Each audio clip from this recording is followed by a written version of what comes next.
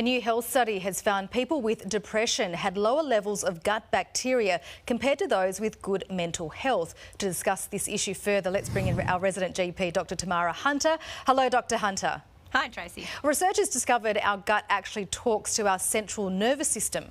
Yeah, isn't it really interesting? Yeah. I'm sure you've been nervous at times and had butterflies in your tummy, and that certainly suggests a relationship between the brain and the gut. We know that the brain has over 100 billion neurons, which are those nerve cells that tell us how to behave. Well, there's also about 500 million neurons in the gut as well, and that communicates through nerves to the brain.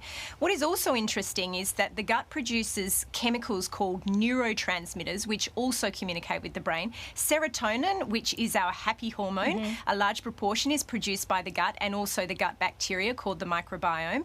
And GABA, which is a hormone that makes us experience fear, is also produced by the gut. Okay, so it's mainly bacteria coming from the gut that could affect our mental health.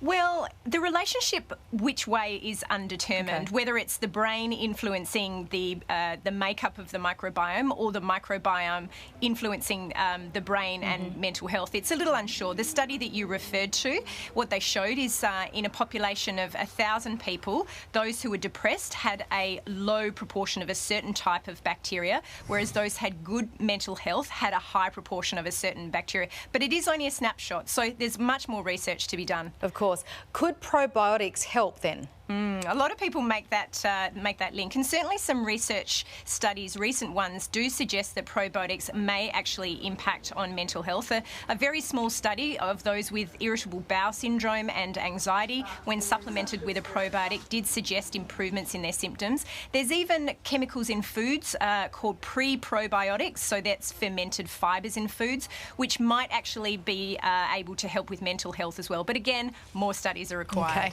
Of course, there is more to mental health than just our gut health. What else can people do? Absolutely. Well, it's about the holistic person. You've got to look at relationships, how they cope with stress, work, sleep, physical fitness, what they're actually consuming in their diet, whether it's packaged foods or whole foods. All of those things need to be addressed. And it's always really important for mental health to seek the help of a professional, a psychologist, or even going to your GP and having a chat about it. Indeed. All right, Dr. Tamara Hunter, thank you so much. My pleasure.